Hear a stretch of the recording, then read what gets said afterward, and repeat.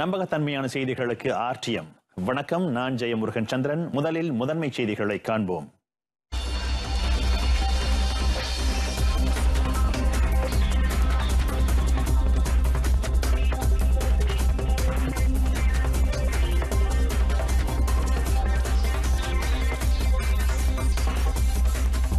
சமய நிகழ்ச்சியில் கலந்து கொண்ட மூவருக்கு கோவிட்-19 வைரஸ் தொற்று. மஸ்ஜித் ஜாமிக் பள்ளிவாசல் தற்காலிகமாக மூடப்படுகிறது. நாட்டில் ஊடக சுதந்திரம் நிலைநிறுத்தப்படும், புதிய அமைச்சர் உத்தரவாதம்.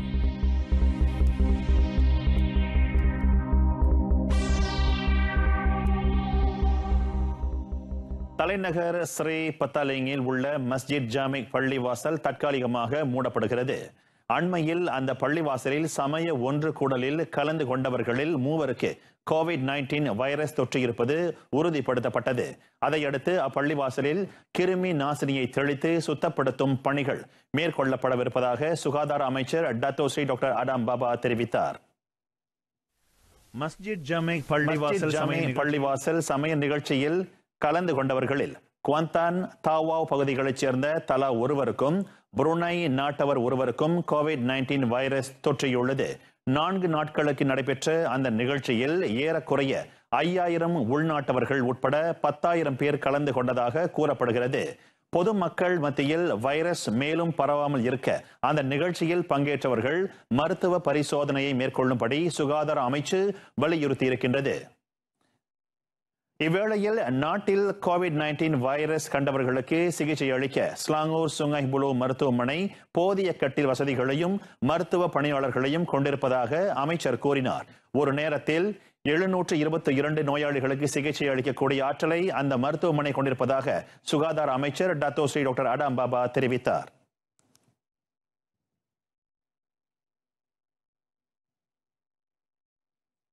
கோலாலம்பூர் ஸ்ரீ பத்தாலிங் பள்ளிவாசலில் நடைபெற்ற சமய நிகழ்ச்சியில் கலந்து கொண்ட சபாவைச் சேர்ந்த 350 பேரில் ஒருவர் ஸ்தாவாவ் மருத்துவமனையில் தனிமைப்படுத்தப்பட்டிருக்கிறார். 58 வயதான அந்த ஆடவர் புருனாயில் கோவிட்-19 உறுதி செய்யப்பட்ட நபருடன் நெருக்கமான தொடர்புடையவர் என தெரிய வந்துள்ளது. அந்த சமய நிகழ்ச்சியில் பங்கெடுத்த மற்றவர்களுக்கு நோய்க்கான அறிகுறி தென்பட்டால் உடனடியாக கோவிட்-19 பரிசோதனை செய்து கொள்ளும்படி அறிவுறுத்தப்பட்டுள்ளது. அதேவேளையில் நோய்க்கான அறிகுறி இல்லாதோர் கண்காணிப்புக்காக 14 நாட்களுக்கு அவரவர் வீட்டில் தனிமைப்படுத்தப்படுவர் என தாவாவ் சுகாதார அலுவலக அதிகாரி டாக்டர் ஜி நவீந்திரன் தெரிவித்தார். தாவாவில் இது பற்றிய அறிக்கை வெளியிடப்பட்டதிலிருந்து அந்த சமய நிகழ்ச்சியில் கலந்து கொண்ட பலரும் தங்கள் குடும்பத்தினருடன் சென்று மருத்துவ பரிசோதனை செய்து கொண்டது ஆர்த்தியம் மேற்கொண்ட கண்ணோட்டத்தில் தெரிய வந்தது. அந்த நிகழ்ச்சியில் கலந்து கொண்ட சம்பூர்ணாவைச் சேர்ந்த 20 பேர் சம்பூர்ணா மருத்துவமனையில் தங்களை பரிசோதித்துக் கொண்டனர். ஸ்ரீ பத்தாலிங் பள்ளிவாசலில் நடைபெற்ற சமய நிகழ்ச்சியில் கலந்து கொண்டதாக நம்பப்படும் 5000 பேரையும் அடையாளம் காணும்படி அனைத்து மாநிலங்களின் சுகாதாரத்துறைக்கும் சுகாதார அமைச்சு உத்தரவிட்டுள்ளது. ஜோஹர் பாசிர்குடாங்கிலும் அதன் சுற்று வட்டார பகுதிகளிலும் கோவிட்-19 பரவியுள்ளதாக வெளிவந்துள்ள தகவலில் உண்மையில்லை. ஜோஹரில் வைரஸ் பரவியுள்ளதாக கூறும் தகவலை மாநில பணியிட சுகாதார பாதுகாப்புத்துறை வெளியிடவில்லை என மனிதவள அமைச்சு தெளிவுபடுத்தியது. பாசிர்குடாங்கில் கோவிட்-19 வைரஸ் பரவியுள்ளதாக ஜோஹர் மாநில பணியிட சுகாதார பாதுகாப்புத்துறை அறிக்கை வெளியிட்டுள்ளதாக சமூக வலைதளங்களில் பொய் தகவல் பகிரப்பட்டது. தவறான தகவல்களை பரப்ப வேண்டாம் என பொதுமக்களுக்கு மீண்டும் நினைவுறுத்தப்படுகிறது. சுகாதார அமைச்சின் அகப்பக்கத்தில் பதிவேற்றம் செய்யப்படும் உறுதிப்படுத்தப்பட்ட தகவல்களை மட்டுமே பகிருமாறு பொதுமக்களுக்கு அறிவுறுத்தப்படுகிறது.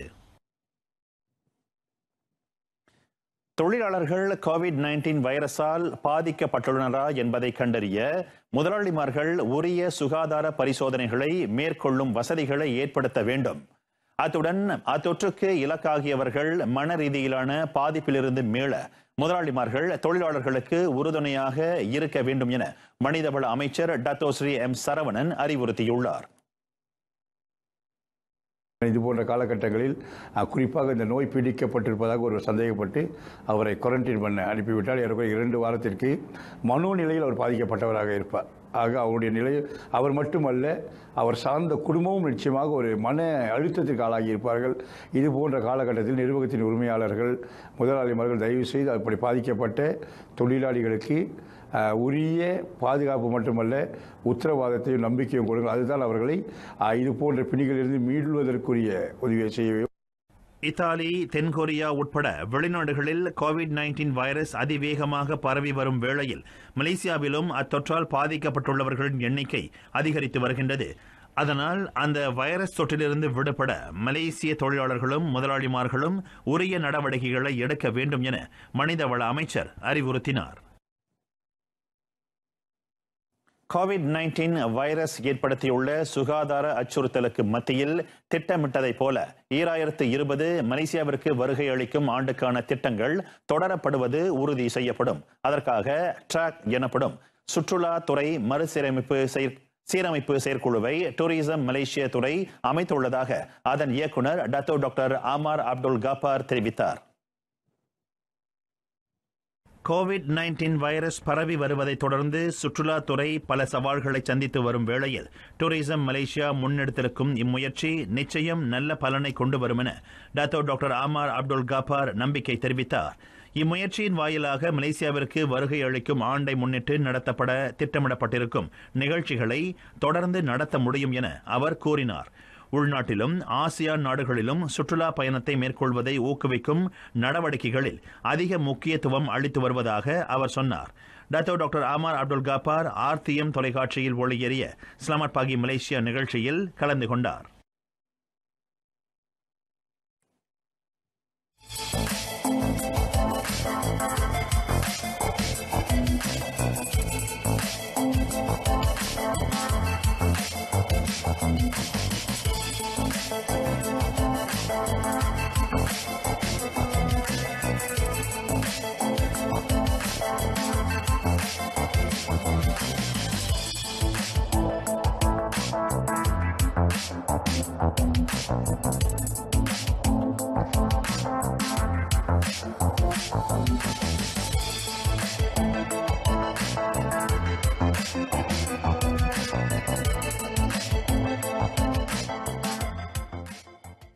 பல்வேறு தரப்பினரை உறுப்பினர்களாக கொண்டு தொடர்பு பல்லூடக ஆலோசக மன்றம் அமைக்கப்படும் என தொடர்பு பல்லூடக அமைச்சர் டாக்டர் சைஃபுடின் அப்துல்லா தெரிவித்தார்.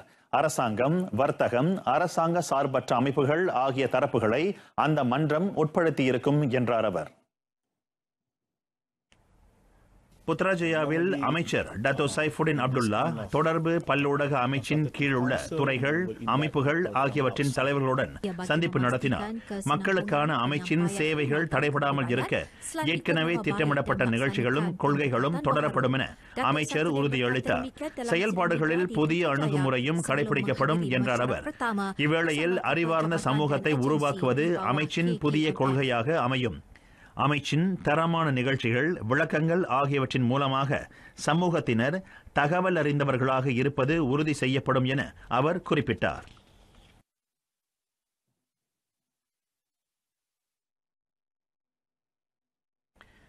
இதனிடையே நாட்டில் ஊடக சுதந்திர உரிமை தொடர்ந்து உண்டு என அமைச்சர் கூறினார். எனினும் பொய்யான தகவல்களுக்கு இடமளிக்கப்படாது என அவர் குறிப்பிட்டார். I think Freedom of Information Act is very much an agenda that I will pursue. I can guarantee you, I can assure you that I will continue upholding freedom of speech, freedom for organization, including freedom of the media. That you can take it from me, regardless which party I belong to. இவ்வேளையில் முந்தைய தலைமைத்துவத்தின் கீழ் திட்டமிடப்பட்ட NFCP தேசிய கம்பியில்லா இணைப்பு திட்டத்திற்கான 300 கோடி ringgit முதலீட்டினை மறு ஆய்வு செய்ய வேண்டிய நிலை ஏற்பட்டுள்ளதா என வினவிய போது அவ்விவகாரத்தில் பிரதமரின் முடிவிற்கு ஏற்ப தமது அமைச்சு செயல்படும் என கூறினார். நாட்டின் எல்லைப் பகுதியின் பாதுகாப்பை பலப்படுத்த உள்துறை அமைச்சு மேலும் கடுமையான அணுகுமுறைகளை கையாளும். தற்கால நவீன தொழில்நுட்பத்துக்கு ஏற்ப பாதுகாப்பு தளவாடங்களை தரம் உயர்த்துவதும் அதில் அடங்கும் என உள்துறை அமைச்சர் டாக்டர் ஸ்ரீ ஹம்சா ஜைனுடின் தெரிவித்தார். வெளித்தரப்பின் ஊடுருவலில் இருந்து நாட்டை தற்காக்க எல்லை பாதுகாப்பு பலப்படுத்தப்படுவது முக்கியமாகும். அனுமதியின்றி நாட்டிற்குள் நுழைவது, எல்லையை உட்படுத்திய வன்செயல், குற்றச்செயல் ஆகியவை நாட்டின் பாதுகாப்பை சீர்குலைக்கும் என டத்தோஸ்ரீ ஹம்சா ஜைனுடன் தெரிவித்தார்.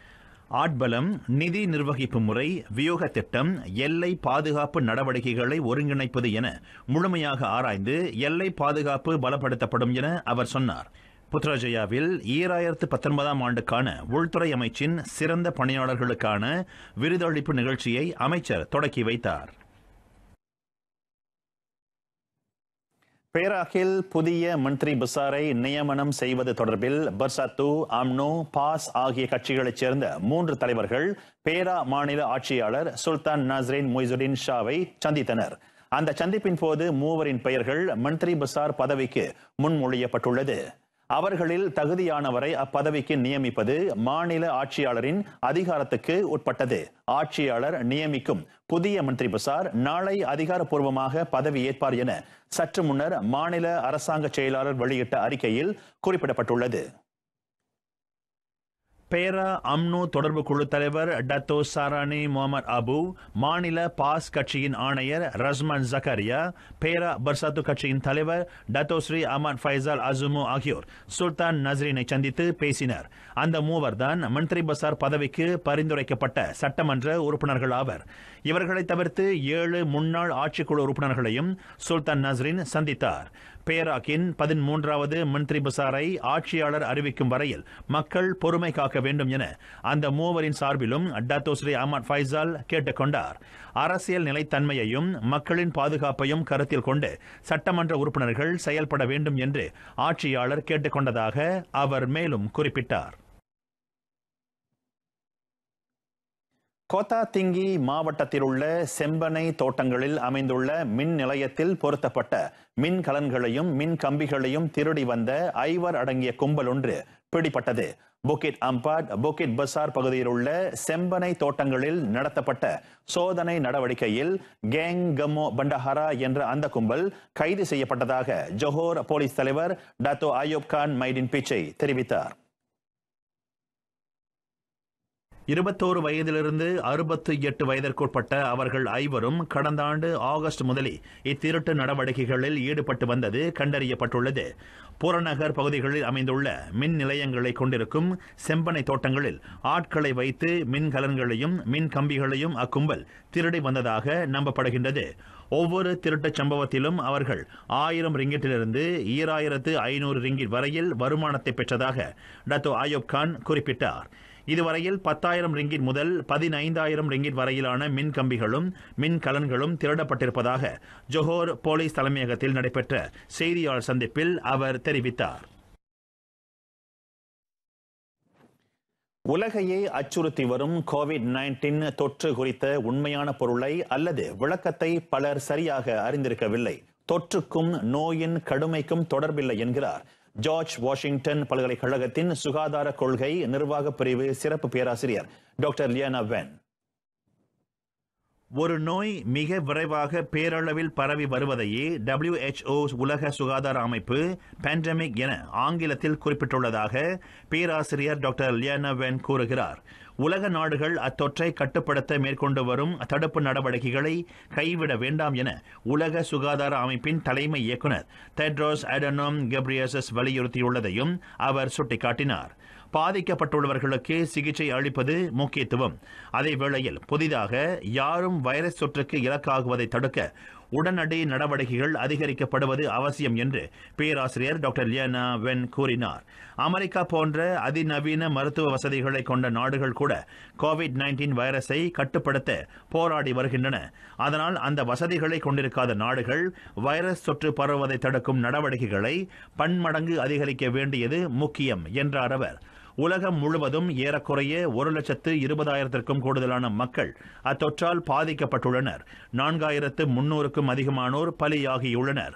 பொதுமக்களின் சுகாதாரத்தை பாதுகாக்க பயண வர்த்தக தடை போன்ற நடவடிக்கைகளை மேலும் கடுமையாக்கி அரசாங்கம் போதிய தயார் நிலை திட்டங்களையும் அவசரகால நடைமுறைகளையும் மேற்கொள்ள ஊக்குவிக்கப்படுகின்றன. கோவிட்-19 கிருமி சீனாவுக்கு வெளியே அதிவேகமாக பரவத் தொடங்காத காலகட்டத்திலேயே உலக சுகாதார அமைப்பு அனைத்துலக அவசரகால நிலையை அறிவித்துவிட்டது. அதனைத் தொடர்ந்து உலக நாடுகளில் அத்தொற்றை தடுக்கும் முன்னெச்சரிக்கை நடவடிக்கைகள் கட்டங்கட்டமாக மேற்கொள்ளப்பட்டு வருகின்றன.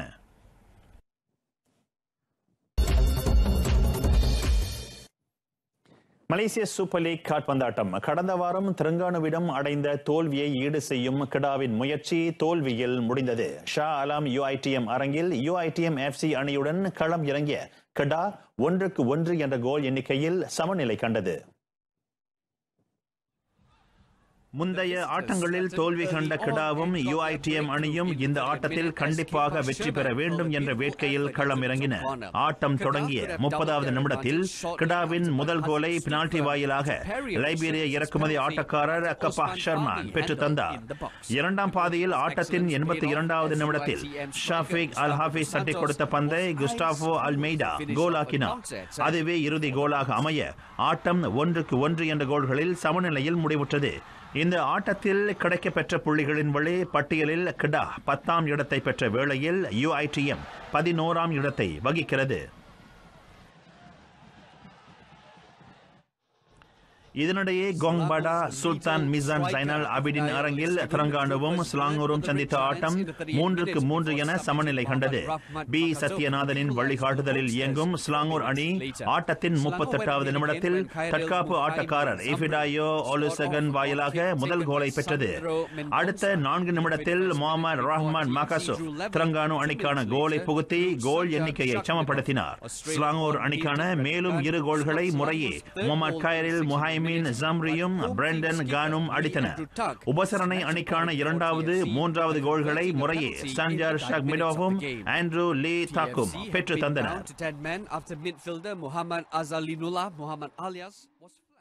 அகில இங்கிலாந்து பூப்பந்து போட்டி பர்மிங்ஹாம் அரங்கில் நடைபெற்ற முதல் சுற்றில் ஆடவருக்கான ஒற்றையர் பிரிவில் தேசிய விளையாட்டாளர் லீ ஜியா இந்தோனேஷியாவின் ஜொனத்தன் கிறிஸ்டியை வென்றார்.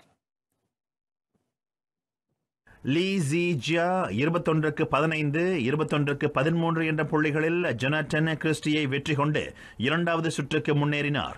உலக தரவரிசையில் 13வது நிலை ஆட்டக்காரரான ஜியா 2ஆம் சுற்றில் சீனாவின் லூ குவாங்ஸுவுடன் களம் இறங்க உள்ளார்.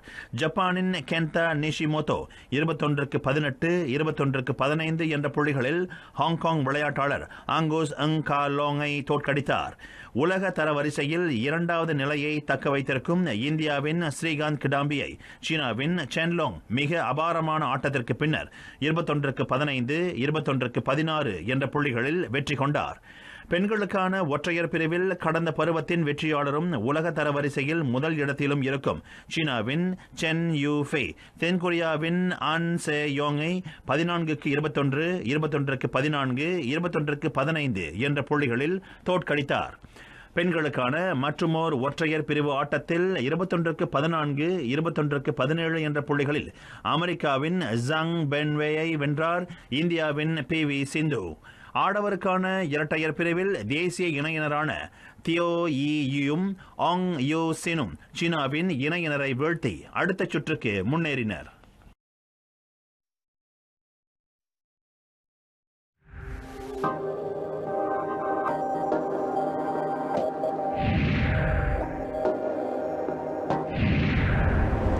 Jika anda diarahkan untuk melakukan pengasingan diri di rumah, anda sememangnya perlu berada di rumah. Anda tidak perlu ke tempat kerja, ke sekolah ataupun ke kawasan awam yang lain. Dan anda sepatutnya tidak boleh menerima pelawat ketika di rumah. Sekiranya anda mengalami gejala seperti batuk ataupun demam, anda boleh mendapatkan nasihat melalui telefon. Jangan terus ke pusat perubatan atau hospital bagi mengelakkan jangkitan merebak. Jika anda berada sendirian di bilik ataupun di rumah, anda perlu memastikan pengudaraan di bilik berada dalam keadaan baik dan juga pastikan pintu sentiasa ditutup. Sekiranya anda perlu berkongsi bilik mandi atau menggunakannya selepas orang lain, jangan berkongsi tuala dan juga peralatan mandian.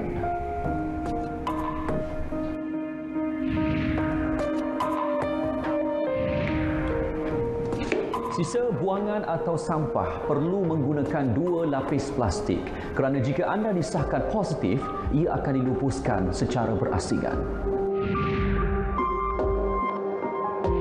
Jika anda tinggal sendirian di rumah, anda boleh memesan ataupun membuat pembelian secara dalam talian atau anda juga boleh meminta bantuan rakan-rakan untuk membuat sebarang pembelian. Tetapi mereka haruslah meletakkan barangan tersebut di hadapan pintu. Setiap 4 daripada 5 orang yang dijangkiti coronavirus bermula dengan gejala yang ringan dan juga biasa. Justru pengasingan diri di rumah sangat penting bagi membantu mengekang jangkitan dari terus merebak, terutama untuk golongan yang berusia dan juga mereka yang mempunyai masalah kesihatan. Dipom.